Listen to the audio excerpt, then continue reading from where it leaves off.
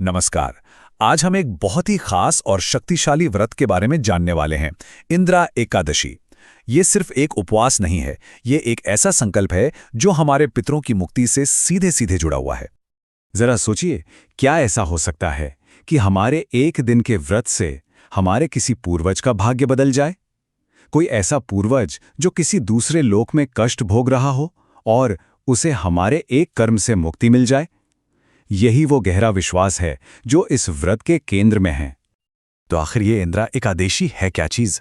देखिए, ये पितृपक्ष के दौरान पड़ने वाला एक बहुत ही महत्वपूर्ण व्रत है और इसका मकसद बाकी व्रतों से थोड़ा अलग है। इसका खास उद्देश्य है इस व्रत से मिले पुण्य फल को अपने पितरों को दान कर देना, ताकि उन्हें मोक्ष मिल सके, सद्गति मिल सके। अब इस व्रत में इतनी शक्ति कहां से आती है, इसे समझने के लिए हमें पुराणों में बताई गई एक कहानी को जानना होगा। चलिए, एक ऐसे राजा की कहानी सुनते हैं जो बहुत धर्मी थे पर बहुत दुखी भी।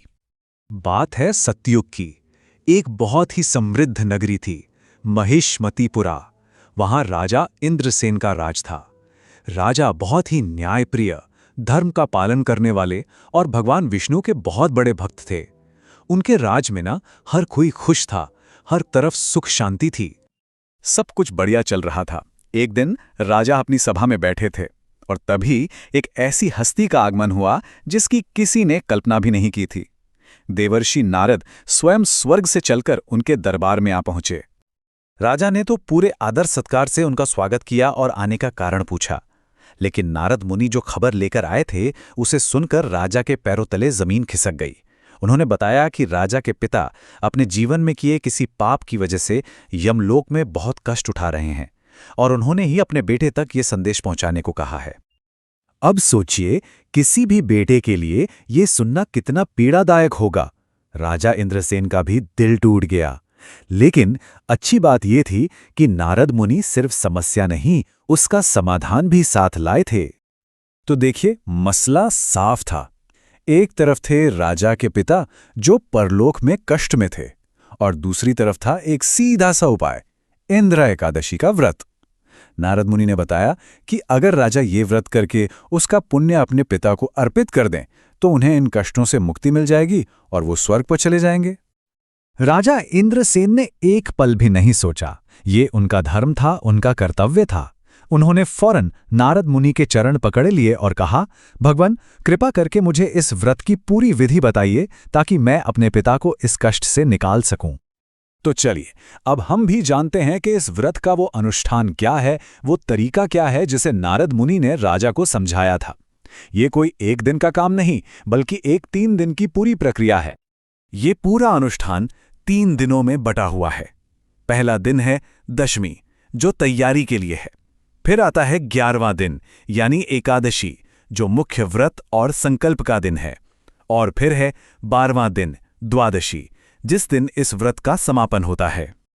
तो तैयारी शुरू होती है दशमी से, यानी व्रत से एक दिन पहले। इस दिन कुछ नियम होते हैं, जैसे सुबह और दोपहर दोनों समय स्नान करना, दिन में सिर्फ एक ही बार भोजन करना और रात को बिस्तर पर नहीं, जमीन पर सोना। और सबसे जरूरी, अपने मन को इच्छा और क्रोध जैसी चीजों से दूर रखना। फिर आती है एकादशी की सुबह। इस दिन स्नान के बाद एक बहुत पवित्र संकल्प लिया जाता है। ये एक तरह की प्रतिज्ञा है कि हे प्रभु, आज मैं बिना कुछ खाए पिए सारे दुनियावी सुखों को त्याग कर आपकी शरण में रहूंगा और अब अगले दिन ही भोजन करूंगा। अब व्रत वाले दिन कई अहम काम होते हैं। दोपहर के वक्त पितरों के लिए श्राद्ध कर्म किया जाता है। फिर ब्राह्मणों को भोजन कराकर उन्हें दक्षिणा दी जाती है। शाम को धूप, दीप और चंदन से भगवान विष्णु की पूजा होती है। और सबसे बड़ी बात, पूरी रात जागकर भगवान का ध्यान और कीर्तन करना होता है, जिसे जागरण कहते हैं।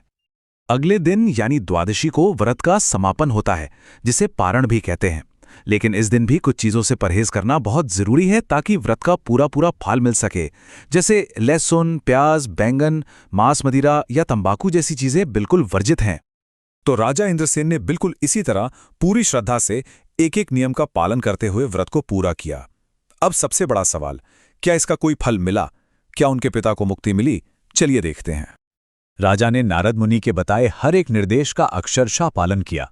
व्रत जब संपन्न हो गया तो उन्होंने हाथ में जल लेकर अपने इस पूरे व्रत से मिले सारे पुण्य फल को अपने पिता के नाम पर अर्पित कर दिया।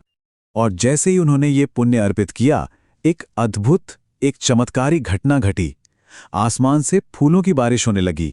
ये एक इशारा था, एक संकेत था कि उनका ये अनुष्ठान, उनका ये त्याग देवताओं ने स्वीकार कर लिया है। और फिर वो हुआ जिसका राजा को बेसब्री से इंतजार था। उन्होंने अपनी आंखों से देखा कि उनके पिता, जो कल तक यमलोक में कष्ट भोग रहे थे, अब सारे दुखों से मुक्त होकर एक दिव्य गरुड़ पर बैठकर सीधे विष्णु लोक की तरफ जा रहे हैं। जाते जाते उन्होंने अपने बेटे को आशीर्वाद भी दिया। और कमाल की बात देखिए, इस एक व्रत से सिर्फ पिता का ही उद्धार नहीं हुआ, इससे 2 पीढ़ियों का कल्याण हो गया। पिता तो विष्णु लोक चले ही गए, और कथा के अनुसार राजा इंद्रसेन ने भी अपना राजपाट पूरा करने के बाद अंत में स्वयं भी स्वर्ग को प्राप्त किया। तो ये कहानी सिर्फ एक कहानी नहीं है, इसके पीछे एक बहुत ही गहरा आध्यात्मिक सिद्धांत छिपा हुआ है। चलिए आखिर में इसी पर थोड़ी बात करते हैं कि इसका मतलब क्या है। इस पूरी कथा का जो केंद्र है वो है पुण्य फल का कॉन्सेप्ट। इसका मतलब है हमारे अच्छे कर्मों का जो आध्यात्मिक नतीजा होता है, जो स्पिरिचुअल मेरिट होता है।